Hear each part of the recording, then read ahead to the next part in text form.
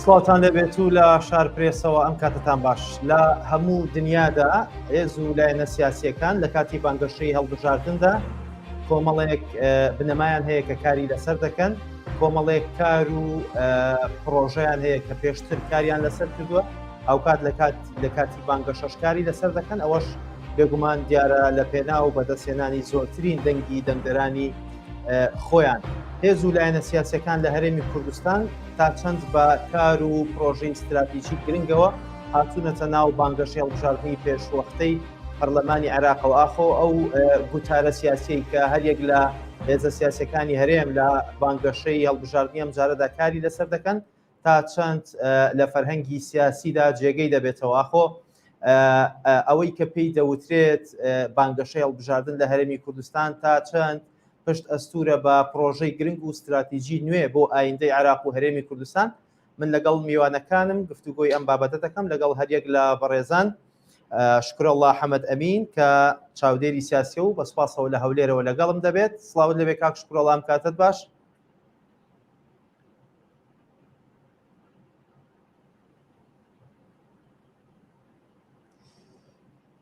هاوکات بەڕێز حەکیم عەبدولکەریم لە دەربەندیخانەوە وەک چاودێری سیاسی لەگەڵم دەبێت. کاک حەکیم ئەم کاتت باش، گوێت لە دەنگی بنە. ئەم کاتێەوە باش، سپاس. زۆر سپاس. هاوکات جیاواز لە میوانەکانم پەیامنێرانمان لە دهۆک و لە سلێمانیەوە لەگەڵمان دەبن. پێشەوەی بچمە لای میوانەکانم سەرەتا دەچمە لای پەیامنێرمان مەڕوان یەحیا لە دهۆکەوە. سڵاوت لێبێ مەڕوان، ئەم کاتت باش. دوایین زانیاریەکان لەبارەی بانگەشەوە چییە؟ بەڵێ ژیار ئەف دەمێتە و تەماشاوانی شارپرێز باش بە من بێتن بەحسا بانگەشە هەڵبژاردن لە سنووری پارێزگەها دوهۆکێ بکەم. بەری ئەس بەحسێ بانگەشە هەڵبژاردنێ بکەم من بێتن ئاماژە بە هەندێک تشتا دی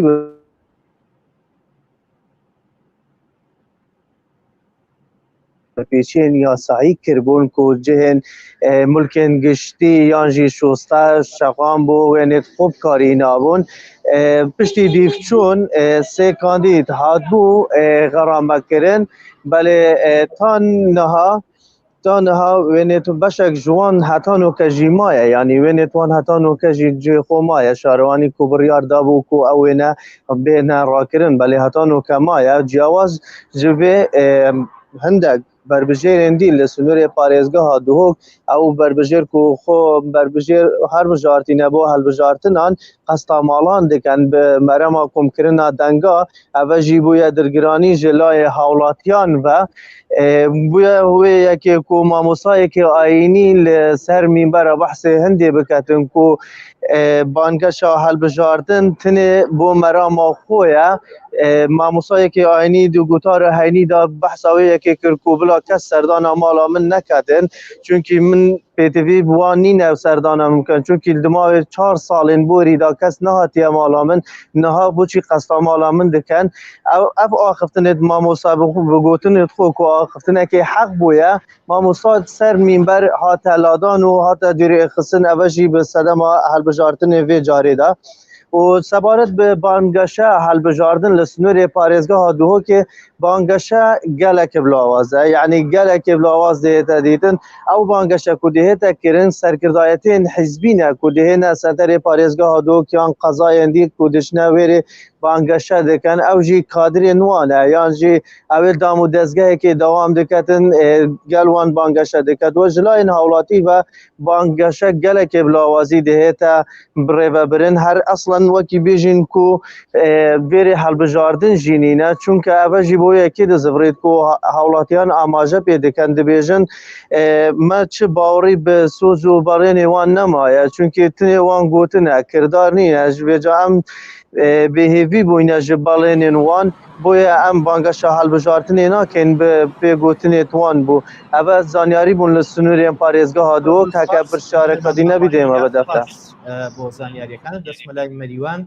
جەبار لە سلێمانیەوە. سڵاوت لەبێ مەریوانم کاتت باش. دوایین زانیاریەکان لەبارەی بانگەشەی هەڵبژاردنەوە لە سلێمانی چییە؟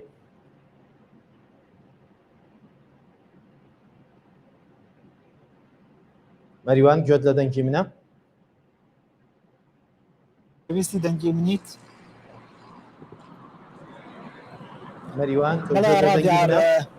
بەڵای گوێم لە دەنگی تۆیە. سڵاو لە تۆ و سڵاو لە تەواوی بینەرانی شارپرێس و میوانەکانیشت تەنها هەفتەیەک ماوە بۆ ئەنجامدانی هەڵبژاردنە پێشوەختەکەی پەرلەمانی عێراق لە ئێستادا هێز و لایەنە سیاسیەکان سەرقاڵی بانگەشەی هەڵبژاردن و ئەم هەفتەی کۆتایی بە هەفتەی ئاگرینی بانگەشەی هەڵبژاردن دادەنرێت لە چوارچەوەی ئەنجامدانی بانگەشەی هەڵبژاردندا دیارە لە کۆمەڵگا پێشکەوتوکراوەکاندا ڕاویار ئاستی ڕۆشنبیری و فەرهەنگی هێزی لایەنە سیاسیەکان لە یەکێک لە پێوەرە سەرەکیەکان دادەنرێت بۆ هەڵسەنگاندنی هێز و لایەنە سیاسیەکان و بربژێرەکان لەلایەن دەنگدەرانەوە تا ئەوەی کە دڵخوازی خۆیان هەڵبژێرن. لە ئێستادا هێز و لایەنە سیاسیەکان لە عێراق و لە هەرێمی کوردستان سەرقاڵی بانگەشەی هەڵبژاردنن. ئەزمموی بانگەشەی هەڵبژاردن لە هەڵبژاردنەکانی ڕابردوودا پێمان دەڵێت کە ئەزمموونێکی پەسەند نەبووە، بەڵام ئەزمموی ئەمجارە خۆت بانگەشەی ئەمجارە جیاوازە لە بانگەشەکانی پێشووتر ئەکرێ بڵێ تا ڕادەیەک ئارامی باڵی کێشاوە بەسەر بانگەشەی هەڵبژاردننی هێز و لایەنە سیاسیەکان و بربژێرەکاندا، بەڵام ئەمە بەواتای ئەوە نایەت کە پەیامی تونند یا خودگرژی ڕووی نەداوە، بەڵام بە ڕێژەیە کەمترە لە چاو ڕابردوودا. لە ئێستادا و لە چەند ڕۆژێ ڕابردوودا لە چوارچێوەی ئەو گرژانەدا کۆمەڵی دادگەری لەگەڵ بزوتنەوەی گۆڕان کە دوو هێزی بەشدارن لە پرۆسەی بانگەشەی هەڵبژاردنە پەرلەمانەکەی عێراق لەلایەن سەرکردایەتی ئەم دوو هێزەوە چەند پەیامێکی تونند ئاراستە یەکتر کران، بەڵام دوجار لەلایەن قیادەی ئەم دوو هێزەوە داوا لە سەرکردایەتی و ئەندامان و هەواداران و بانگەشەکارانیان کرا کە دۆخەکە ئارام بکەنەوە و چیتر ئەو پەیامەتوندانە ئاراستەی یەکتر نەکرێت. هاوکات ئەمڕۆ سەیدا کە ساڵ ڕۆژی ژیان ئاوایی جەڵات تاالبانی سەرۆکۆماری پێشووتری عێراق سکرتێری یەکێتی نیشتیمانی کوردستان بوو، ئەمڕۆ لیستی هاوپەیمانی کوردستانی بەم بۆنەوە بانگەشەی خۆی ئەنجام نەدات کە یەکێکە لە لیستەکان لە بەشدار لە هەڵبژاردنە پێشوەختەکەی پەرلەمانی عێراق کە هەردوو هێزی سیاسی یەکێتی نیشتیمانی کوردستان و بزوتنەوەی گۆڕان ئەم لیستیان پێکێناوە بۆ بەشدارکردن لە هەڵبژاردنە پێشوەختەکەی پەرلەمانی عێراق. نەریوان جەبار سوپاس کە لە سلێمانیەوە لەگەڵمان بوویت. دەچمە لای دکتۆر حەکیم ساود لەبێ کاک دکتۆر ئەم کاتت باش دەمەوێت بزانم بە گشتی هیچ جیاوازیەک دەبینی لە نێوان بانگەشەی هەڵبژاردننی ئەمجارە بەراورد بە هەڵبژاردنەکانی پێشووتر بە تایبەت لە گوتاری سیاسی هێز و لایەنە سیاسیەکان بۆ بانگەشە و بۆ بەدەستێنانی دەنگی دەنگدەران. ئەم کاتە ئێوە باش وەکو هەموو لایەک ئەبینێت ینی شەقام و جوڵەی خەڵکی یا لایەنە سیاسەکان ئاماژە بۆەکەن کە بانگەشەی هەڵبژاردن ئەم جاریان لە ئاستی ئەو گەرم و گوڕیانیەکە ئەلبەت هۆکاری سەرەکی ئەمەش دەگەڕێتەوە بۆ ئەو ناومێدیەی کە خەڵکی کوردستان تووشی بووە لە ماوەی حکومڕانی پێشوو و ئەو بەڵێن و وعدانەی کە کاندیدەکان یا بڵێن هەڵبژێراوانی هەڵبژاردنەکانی پێشوو بە خەڵکیان داوە دەرەنجامێکی پۆزتیڤی نەبووە بۆی کە خەڵک هاندات یا بێتە هۆکارێک بۆی ئەمساڵ بە گوڕوتینێکی ترەوە بڕۆنە پێشەوە. ئەلبەت هۆکار گەلێک زۆر زۆرە کە باس لەوە بکەین بۆچی ئەمە نەبووە. جا هەڵبژاردننی عێراقیش لە ڕاستیە جیاواز لە هەڵبژاردننی ناوخۆیی کە خەڵک ئێستا ئەوەی بابەتەکە لای گرنگە ژیان و معیشەتە و بابەتی هەڵبژاردننی عێراق زیاتر بەڕاستی پەیوەندێکی بە دوو ڕەهەند ئەبێ ئێمە سەیریکەین. یەکیان ڕەهەندێکی ئەوەی کە پێڵێن نەتەوەی نیشتیمانی بابەت گەلێکی استراتیجی هەن کە پێویستە لە بەغا چارەسەر بکرێت لەوانە کێشەی پوڵی خاک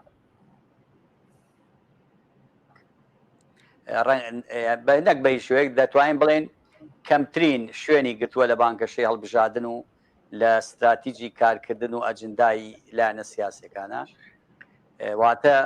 مادەی 140 و ئەو بابەتانەی کەڵبەستراون. بەشێکی تریش کە پەیوەندی بە ژیان و گوزەرانی خەڵکوایە ئەویش موچەیە لە ساڵانی پێشوە دەرکەوت بۆمان کە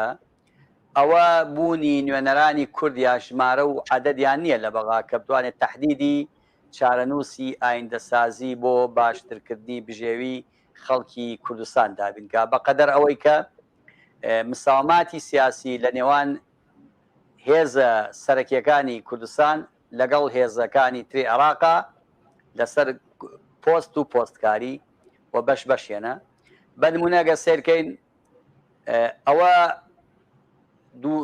ئەو 200 ملیارەی کە دەنێرێت ئێستا ئەوە دەرەنجامی هەوڵماندووبوونی پەرلەمانتارانی هەرێمی کوردستان نییە لەوێ یا ئەوە دەرەنجامی هەوڵە سیاسی حیزب سیاسەکان نییە کە کاریگەریان لە حکوومەتی عێراق کردبێ بۆ ئەوەی 200 ملیارەکە بنێن بۆی دابینی بوجە بکەن بەڵکو ئەوە ئەو قۆناغە ڕاگوزەرەیە کە ئەتوانین بڵێن نەخشە سازی ئایندەی دەڕشتنی دروستبوونی حکوومەتی ئایندەی لەسەر بنیاد دەنرێت کەواتە ئەوەی کە گرفتە لای خەڵکەکە ژیانە گوزەرانە مەعیشەتە وەگەندەڵیە زۆر باشە دەمەوێت بزانم بۆچی سەرڕایەوەی کە لە سەرەتاوە وەک بانگەشەیەکی جیاواز لە هەڵبژاردنەکانی تر سەیریکرا بەڵام لە وەک دەڵێ لە هەفتەی یەکلاکەرەوە و هەفتەی کۆتایی بانگەشەکەیە هێز و لایەنە سیاسەکان جارێکی تر وەک بانگەشەکانی پێشووتر پەنایان بردەوە بۆ بەکارهێنانی ئەو زمانە زبر و توندە سیاسی کە پێشتر بەرامبەر بە یەکتری هەیان بوو پێتان وایە هێز و لایەنە سیاسەکان لە هەرێمی کوردستان هێشتا خاوەنی ئەوەندە پرۆژەی سیاسی بەهێز نین بۆ ئەوی پەنا بە ئەو زمانە زبرە نەبن لە ڕاستیا و لایەنە سیاسیانە دەرکیان بەوە کردووە لە قۆناغەکانی پێشووە ئەوانەی کە زۆرێک ماپیانەوەی چەنەچەنیان زۆر کرد ئەوانەی کە جمێنیان نەفرۆشت ئەوانەی کە لەسەر شاشەکان و خۆیان بە بربەرەکانی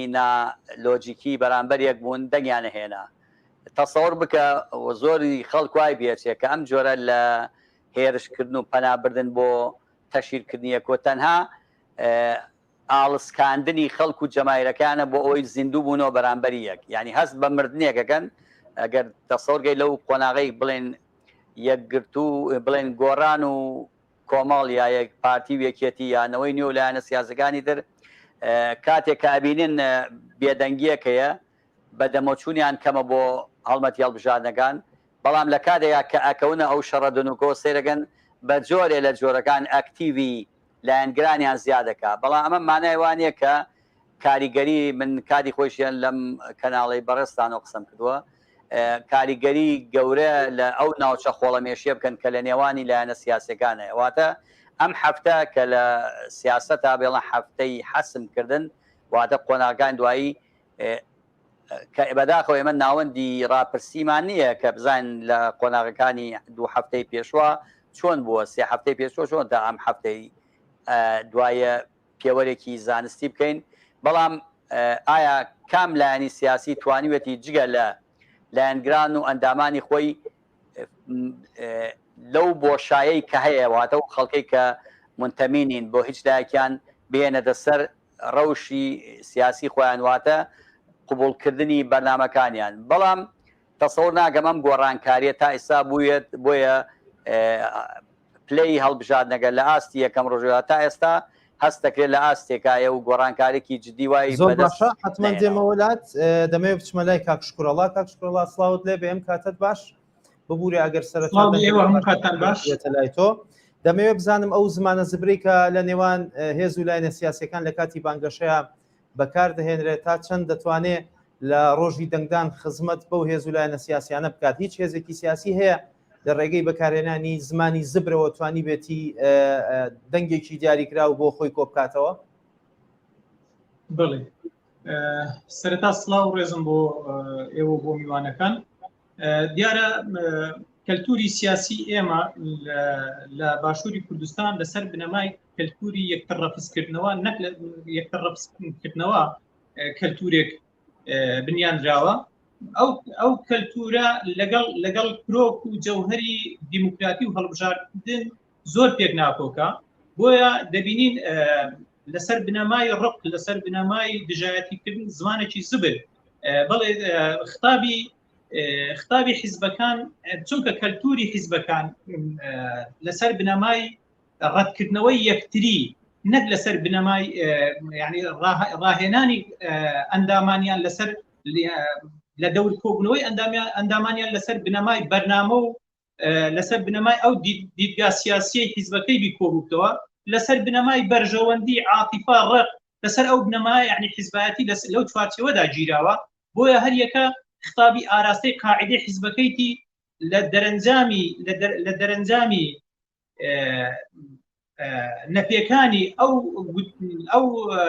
کارنامانەی کە لە هەڵبژاردنەکانی پێشوو کردویانە خەڵکی لە مەسەرەی هەڵبژاردن بێ ئومێد بووە ئێستا خطابیان ئاراستەی بەس قاعدەی حیزبەکانی تیان بۆ ئەوەی لە ئەنجامی ئەو ڕق و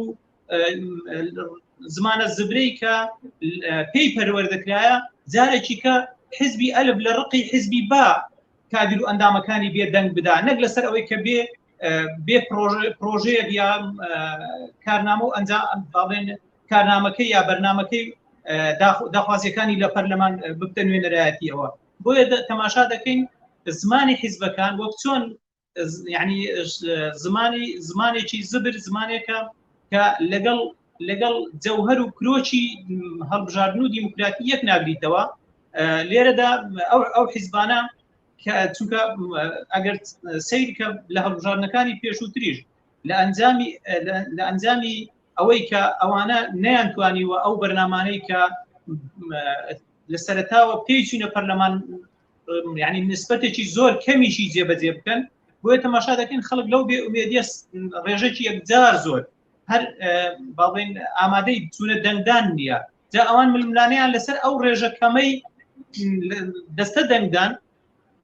ململانەکان یان زمانە زبرەکەیان بۆ ئەو ئاراستەکردنەیە کە دەیانەوێ خەڵکی خۆیان لەسەر ئەساسی ئەوەی کە چونکە بە تایبەتی زمانی یەکێتی و پارتی کە ساڵانێکی زۆر ئەوانە کادیر و ئەندامی خۆیان لەسەر بنەمای ڕق و لەسەر بنەمای ڕەتکردنەوەی یەکتری پەروەردەکردنەوەی زۆر شەڕی لە بین بووە هێزێکی دیاریکراو کرد بێت ئەو دەنگانەی کە هێز ویلایەنە سیاسیەکان بەدەستێنن پێتان وایە لەسەر بنەمای ئەو ڕەتکردنەوە یان ئەو پەروەردەیە کە حیزبەکان کردویانە وەک ئەوەی کە خۆت دەیڵیت بەڵێ لەسەر ینی بەدەستێنانی دەنگەکانی ئەو حیزبانە هیچی لەسەر بنەمای ئەوە نییە کە کادری ئەو حیزبەش چاک دەزانی کادری ئەو حیزبەش چاک دەزانی کە دەچی دەنگیشی بۆ دەدا یان لەوەیە کەم لە چوارچەوەی بەرژەوەندیە تایبەتیەکانی دیکە کادیر و ئەندام ینی خەڵکی ملتەزیمی خۆیتی یا ئەوە ینی دەنە چاک دەزانی ئەو کارنامەی کە هەیتی ئیشی لەسەر ناکە بۆی جێبەجێ ناکە تەنها لەسەر ئەساسی ئەو ڕق و عاتیفەیە کە پێی پەروەردەکرایە یا ئەوەتە ڕزای خوێنی شەهیدانی دەداتە بەری لەبەر خاتری خوێنی شەهیدان و ئەو سەروەریە مێژوانەی پێدەفرۆشیتەوە یا ئەوەتە تیژی دەکاتەوە دەمەزەردی دەکاتەوە لەسەر بنەمای ئەو ڕقەی کە دەیەوێت چونکە کێشە و ململانەی ئەو حیزبانە لەسەر بنەمای باڵێن پێکهەڵکردن و ئەوە نییە کە بتوانن لەسەر بنەمای بەرنامە لەسەر بنەمای ئەو کارنامانەی کە تەرحی دەکەن لەسەر خەڵک ینی ئەو کارنامانەی دێمە وڵات دەمەوێت بچمەوە لای دکتۆر حەکیم هەندێک بۆ چوون بزانم لەبارەی هۆشیاری تاکی دەنگدەرەوە پێتان وایە تاکی دەنگدەر لە هەرێمی کوردستان تا ئێستا نەیتوانیوە هۆشیاری سیاسی خۆی بگەێنێت ئاستێک کە هێز ویلایەنە سیاسیەکان نەتوانن بەو جۆرەی کە کاکشکوڕەڵا باسی کرد بەکاری بهێنن بۆ کۆکردنەوەی دەنگ لە ڕاستیە ینی هەر خۆمان کە قسەکەین دایم تەناقوزێکی لە قسەکانمان ئەوی شەوەیە زۆر جارڵێن ئاستی هۆشیاری تاک و کۆمەلگا بەرز نییە تقریبا جۆرێک لە ئشکالیات لێرا دروستە بێ کاڵێن کاتێک کە ئەڵێم ئاستی هۆشیاری تاک بەرز نییە تەنا ئەوەیە کە ناڕێکخراوە واتە ئەم هۆشیاریە کە هەیە ڕێک نەخراوە بۆ نمونە هۆشیاری تاکی کوردی دەرکەوت لەوەی کە لە 2009 بۆ ئێستا بە چەند قۆناغێکی هەڵبژاردننی عێراق و کوردستانە ڕۆشتین تاکی کوردی توانی بە جۆرێ لە جۆرەکان هۆشیارانە مامەڵە لەگەڵ دەنگەکەی بکە بەڵام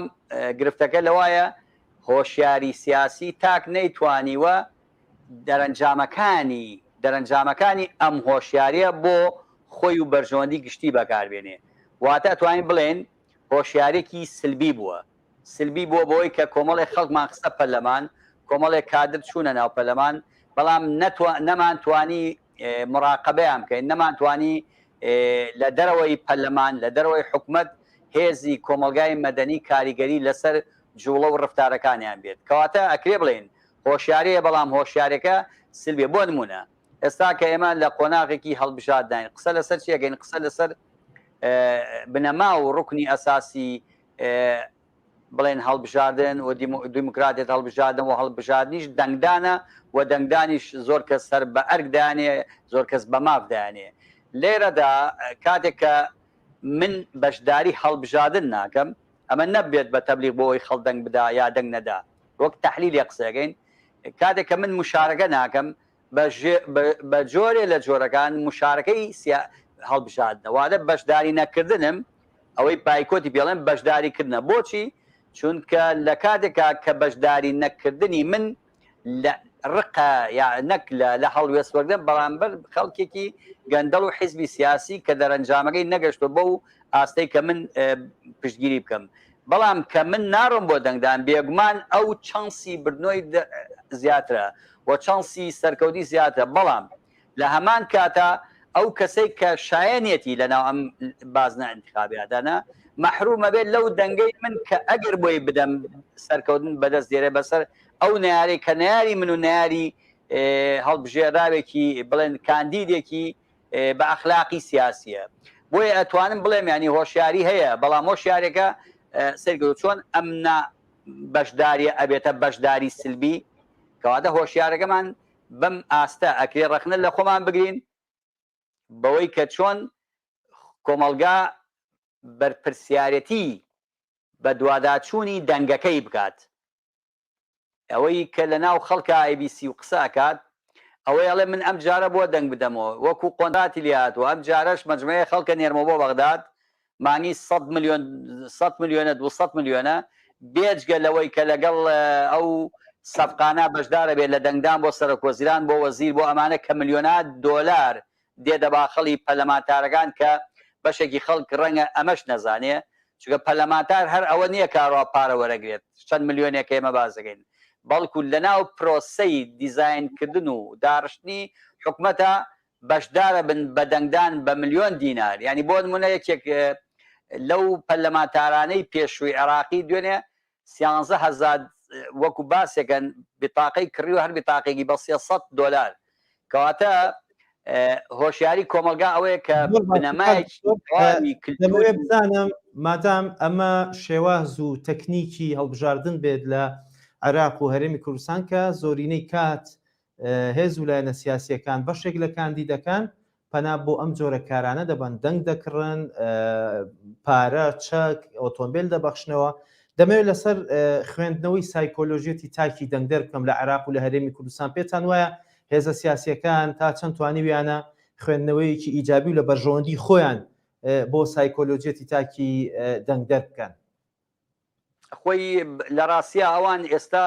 حیزب سیاسەکان و بە تایبەتی حیزبە سیاسەکان ئەوەی کە ئێمە زیاتر قسە لەسەر چونەوان چانسی بردنەوەی زۆرترین کورسەکانیان هەیە توانیانە لە چ لە عێراق و چ لە کوردستان بە دوو شێواز مامەڵە لەگەڵ تاکە ینی بەشی خۆیان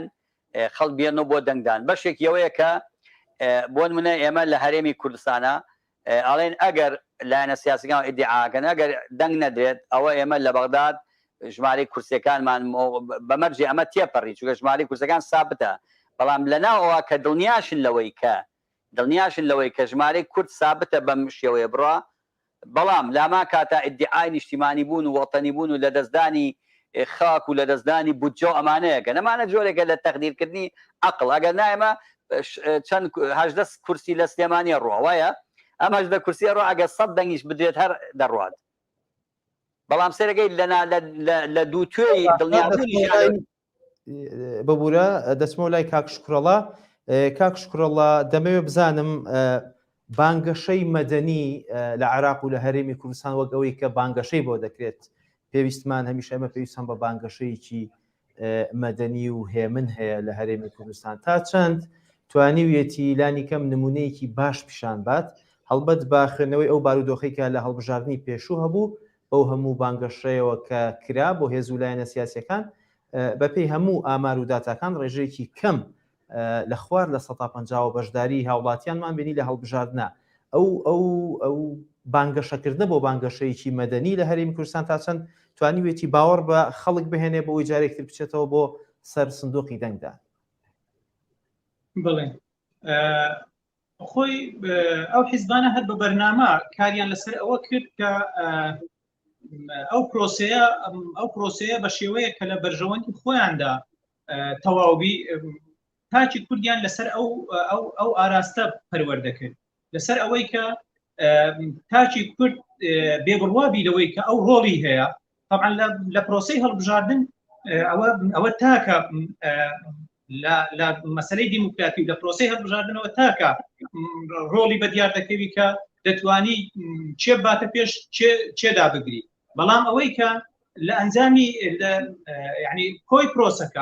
پرۆسەکە با بڵێن نموزەزێکی جوانی نیشان نەدایە کۆی پرۆسەی هەڵبژاردن و کۆی پرۆسەی سیاسی لە کوردستان و لە عێراق چیزای پرۆسەی هەڵبژاردن پرۆسەی بانگەشەی هەڵبژاردن شێوازێکی جوانی نیشاندابی بۆ یعنی ئەوەی کە بە بەرنامە کە دەڵێن بە بەرنامە کاری لەسەر کراوە ئەوەیە کە کار لەسەر ئەوە کرا کە تاچی کورد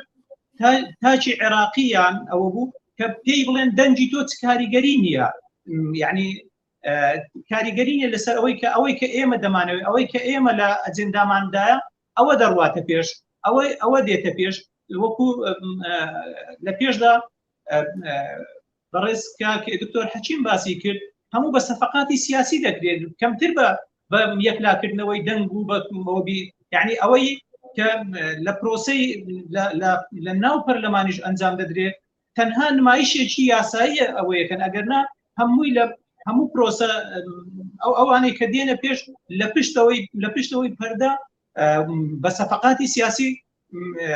هێزە سیاسیەکان اتفاقیان لەسەر کردیە جا بۆیە تاچی کورد لێرە بێبڕوا بۆ لەوەی کە ئەو دەتوانێت ڕۆڵی خۆی بی لە دیاریکردنی لە ئاراستەی سیاسی کۆمەلگا لە ئاراستە سیاسەکە ڕۆڵی خۆی بینی ئەوە بە بەرنامە وای لێکرا کە تاچی کورد بۆ ئەوەش کە ئەوان ئێستا زۆر بەخەم و بەتەنجی ئەوە نین بەخەم و بەتەنجی ئەوە نین کە 165 خەڵک ناچی بۆ دەنگدان دێمەوەلات حتمما دێمەوە لای بەڕێست و کاک دکتۆر حەکیمیش بەڵام پێش ئەوەی بێمەوەلاتان پامنێرمان مەریوان جەبار لە سلێمانیەوە ئەمڕۆ راپۆرتێکی لەبارەی تەوەری بەرنامەکە و سەقافەی سیاسی ڕۆشنبیری گشتی سیاسی هێز و لایەنە سیاسیەکان و گوتاری سیاسیان لە بانگەشەی هەڵبژاردنە ئامادە کردو پێکەوە راپۆرتەکە دەبینین و دواتر بەردەوامە بین لە گفتوگۆکەمان پرۆسەی بانگەشەی هەڵبژاردن ئەو پرۆسەیە کە تێیدا هێز و لایەنەکانی بەشدار لە هەڵبژاردن بە شێوازی جۆرا و جۆر بانگەشە بۆ بەرنامە و پرۆگرامی خۆیان دەکەن و پەیامەکانی خۆیان لەو وادەیەدا دەگەێنن بە هاوڵاتیان دوجار دەنگدەران لە ڕۆژی دەنگداندا کاندید و بربژێرانی ئەو لایەنە هەڵدەبژێرن کا دڵخوازی خۆیانە هێز و لایەنە سیاسیەکان با بربژێر و کاندیدە سەربەخۆکانیشەوە لە بانگەشەی هەڵبژاردنەکانی ڕابردوو ئێستاشدا بە جۆرێک بانگەشەیان ئەنجام داوە کە پەیامەکانیان زیاتر بە ئاراستەی تەشهیر و شکاندنی یەکتر بووە و بە شێوەیەکی نابەرپرسانە پەیامەکانیان بە هاوڵاتیان گەیاندووە کە ئەمەش نیشانەی پرسیاری لەسەر ئاستی ڕۆشنبیری و فەرهەنگی هێز و لایەنە سیاسیەکان دروست کردووە. وەڵام من پێشەوەی ئاستی ڕۆشنبیری و فەرهەنگی هێزەکان باسکەین من پێم باشە باسی ئاستی لێپسراوەتیان بکەین بەرامبەر بە بارودۆخەکە بەرامبەر بە داهاتوونێتەوەکان و بە دەوڵەمەندکردنی پرۆسەی دیموکراسیەتێکی کرچوکاڵ کە لە هەرێمی کوردستانە هەیە و لە عێراق هەیە و پێویستی بە دەوڵەمەندکردنە بەداخەوە بەشە لەو بانگەشەی لە هەرێمی کوردستانە کرێ پێچەوانەی ئەرکە دیموکراسیەکانی هێزەکانە یعنی متمانە نەبوونەکان لەناو خۆیان قوڵترە کاتەوە و پێچەوانەی پەیامی هەڵبژاردن و دیموکراسیە لە هەر کۆمەڵگایەکە بێ بە تایبەتی لە کۆمەڵگایەکی پارچە پارچی وەکو هەرێمی کوردستانە کە چوارچێوەی دامەزراوی و دەستوری بەهێزمانی لە خۆمامەگرێ لە باتی ئەوەی دیموکراسی ململانێ بگۆڕێ بە کێبڕکەی سیاسی واتە سیراع بگۆڕێ بە منافەسە بە پێچەوانەوە ئەم سیراعەکان قوڵترە کاتەوە لەو کۆڵمەلگای ئێمە کاتێک کۆمەڵی هێزی جیاوازمانەیە تەنها دوو هێزمانی ئێمە ئەویان بچێتە سەر حکم و ئەمیان بچێتە سەر حکم وەکو ئەمریکا و بریتانیا گوێ نەدەن بەوەی هەرچی بەرامبەر یەگەڵێن لە وڵاتێکی فرەحیزبیە واتە کە کۆمەڵی حیزبی تیا بوو و ئەم حیزبانە ئەبێ مامەڵە لەگەڵ یەکتر بکەن و پرۆژەی هەڵتەکاندنی شۆڕژێڕانە نەبوو نابێ ململانێ و قسە و زمانی سیاسی ئەم هێزانە لەگەڵ یەکتر بگاتە ئاستێ کە دوایی نەتوانن بەرامبەر یەک مامەڵە بکەن نەتوانن لەگەڵ یەک مامەڵە بکەن و ئەگەر چوونە ناو حکوومەت و پێکەوە هێنابن ئەڵێ کاکە تۆ دوێنت بەموتوە خائین بەموتوە دز و جەردە بەموتوە گەندەڵی ساختەچی ئەبێ چۆن لەگەڵ ئەمەیە چێتە ناو گەندەڵەوە.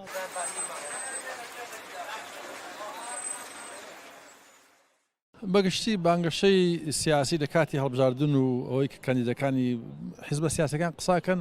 ڕنگدانەوەی بۆ کللتوری گشتی میلەتەکە یعنی میلەتی ئێمە ئاستی فەرەنجەکە چۆنە ئاستی فەرەنجی کاندیدەکانیش بە هەمان شێوا بێ بەگشتی من پێم وایە باشە بۆ معنایی کە یەک ڕوویەکی زۆر ترسناکی بانگەشەکان کەم بۆتە ئەویش بڵێن ڕەهەندی پۆپۆلیستیە ڕەهەندێکە کە لەسەر بناغی درۆ و مبالغە بنیادراوە ئێستا لە چاو پار و پێرارەوە من هەست دەکەم کە ئەو ڕەهەندە خڵەتانی خەڵک و فریودانی خەڵکە زۆر کەم بۆتەوە لە هەردوو لاوە هەم لە ڕووی کاندیدانی کە ئۆپۆزیسیۆن هەم ئەوانی کە حکوومەتیشن لەوانی حکوومەتە بەداخەوە تۆزێک ماوە لە ڕووی فرۆشتی ناسیۆنالیزم و ئیدعاکانی نعرەهاتی نعرەی قەومی و فلان بەڵام هەست دەکەم بە شێوەیەک گشتی ئێستا خەڵکی کوردستان و شار بوونێتەوە بڕوا ناکەن بە هاشوهوش.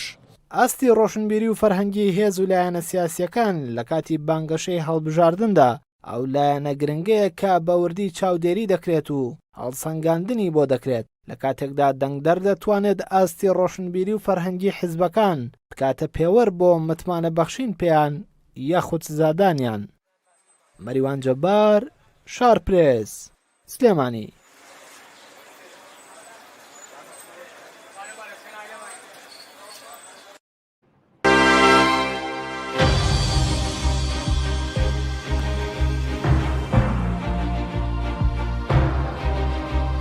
جارێکتر سڵاتان لەبێت بەڕێزان درێژە بە گفتوگۆکەم دەدەم لەگەڵ میوانەکانم دەستمەوە لای کاکشکڕەڵا ئەگەر وەکو دوایین پرسیاریش لێ وەرگری زۆر سپاس دەکەم پێتان وایە بۆچی تاوەکو ئێستا لە هەرێمی کوردستان بانگەشەکردنێکی مەدەنیانە نەبووەتە کەلتوری سیاسی بە تایبەت لە ناو هێز و لایەنە سیاسیە باڵا دەستەکان لە هەرێم.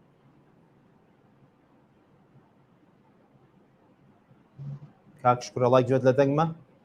ببوورە وڵات پرسیارەکە دووبارەکەەوە جێم لە دەنگت نەبوو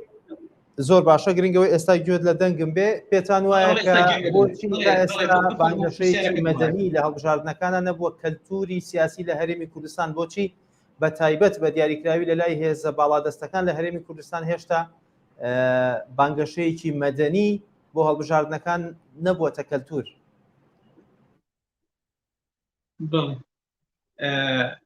وەکتە پێشودا گوتم کە ئەو هێزانە زۆر باوەڕیان بە دەنجی خەڵک و بە پرۆسەی هەڵبژاردن و بە مەسەلەی دیموکراتیەوە نییە بۆیە یعنی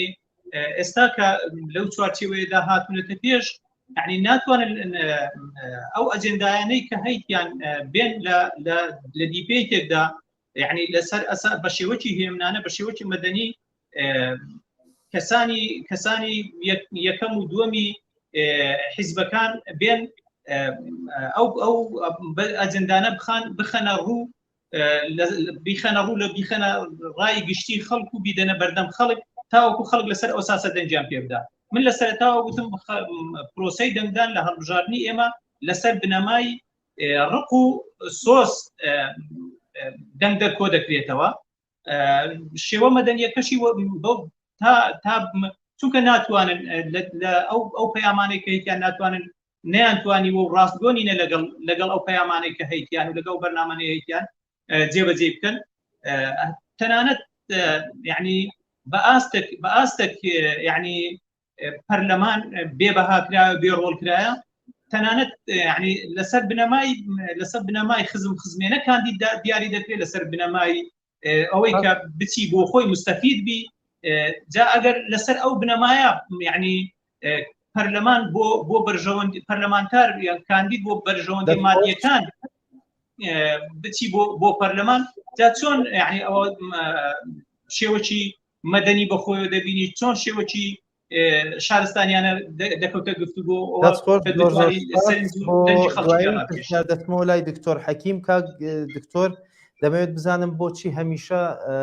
کاتێک کە نزیک دەبینەوە لە هەڵبژاردن و بە تایبەت لە ڕۆژەکانی کۆتایی بانگەشەی هەڵبژاردندا خەڵک لە هەرێمی کوردستان داواکاریە تایبەتی و شخصیەکانیان بە جددی دەبەنە بەردەم کاندیدەکان و دەیان جارێکی دەیبنەوە بەردەم هێز و لایەنە سیاسیەکان. بۆچی خەڵک تا ئێستا نەیتوانیوە ئەم کەلتورە خراپە بسڕێتەوە لە لای خۆی لە کاتێکدا لێرە دامەزراوە هەیە حکوومەت هەیە کە ئەرکی سەرشانی ئەوانە داواکاری هاوڵاتیان جێبەجێ بکات. بۆچی خەڵک هەمیشە داواکاریەکانی دو ئاخات بۆ ڕۆژی پێش دەنگدا؟ خۆی لە ڕاستیە من پێچوانە ئەڵێم لەبەرەوە دام و دەستگانێ لەبەرەوە موسساتی ڕسمی یاسایی قانونی نییە بۆیە دام و دەستگا هەیە. دام و دەستگاکان لەژێر کاریگەری حیزبەکان هێشەکەن و خەڵکیش ئەو نەوە خەڵکەی کە تۆ باسیەکەی باوەڕیان وایە کە ئەوەندەی کەسێکی حیزبی لە مەڵبەندێ یا لە لەقێک بتوانێت تاعیناتێت بکە یا ئەرزەیەکت داتێ یا ژیان دابین کە ئەوەندەی ئەمان بتوانن لە ڕێی یاسایی وە بۆن سەدان مامۆستا و هەزاران موچەخۆرمانەی هەتا ئێستاش پارچە ئەرزێکیانوە نەگرۆ بەڵام مەبینی لە ساتەوەقتی هەڵبژاردنەکانە دەستەکەن بە تەخشان و پەخشانی زەوی دابش بارحاڵ ئەمە بابەتێکە بەس بابەتێکی تریش ئەوەی کە ویستم پێشووتر قسەی لەسەر بکەم کللتوری ینی بۆچی پارتی ویاکێتی باڵبنیا بۆچی حیزبی دەسڵاتدار ئێستاوانەی کە لێرا هەیە یا بۆچی لە ناو لایەنە سیاسەکانە ململانەیەکی زبر دروستە بێ بەشێکی زۆری پەیوەندی بەوەی هەندێک حیزب خۆیان بە میرادگر دەزانن لە کاری سیاسی و بەڕێوەبردننی دەوڵەتی و پێیان وایە ئەگەر کاندیدێ لە فلان ئەلف با جیم دال حیزبی تر دەرچێک بڕوا لە پەرلەمانی عێراق ناتوانێت نوێنەرایەتی نەتەوەیی و میلەتی کوردکە بۆیە ئەو جۆرە لە عادەدەن زیاترین گوشار و ئەو زبریە کە دروستە بێ لە لایانی ئەو هێزانن بە شێوەیە لە شێوەکانیان سەر بەخۆن لە بەرامبەر یان بڵێن خۆیان بە ئۆپۆزیۆن دادێن لە بەرامبەری حیزبە دەسڵاتدارەکانە. ئەمە بەشێکێتی بەشیەوەی کللتوریش ئەو کللتوری کۆمەلگایە خەڵک فێرکراوە ئەزمموی لەوە پێشەیە کە لە قۆناغانی پێشوا بە جۆر جرگان وەکو خەڵک سوودێکی شخصی وەرگتووە و فعلەن ئەمەش بینراوە بەدەیان جار بۆیە لە هەموو هەڵبژاردنێکە خەڵکەڵێ با منیش بتوانم لەم قۆناغا دەستکەوتی مادی شخصیم بێ خۆ هەموو شتێک کابرا هەر کارڕوا بۆ پەرلەمانیش بۆ پارەکەیە ڕواکەواتە با منیش لێراوە شتێکم دەستکەوێت. زۆر سپاس بۆ هەریەک لە بەڕێزان شکرڵڵا حەمەد ئەمین سپاس کە لە هەولێرەوە لەگەڵمان بوویت سپاس بۆ بەڕێز حەکیم عەبدولکەریم کە لە دەربەنی خانەوە لەگەڵمان بوویت سپاس بۆ ئێوەش بینەرانی بەڕێز ئێوەش هەر شاد بن کاتێکی خۆش خواتان لەگەڵ بێت.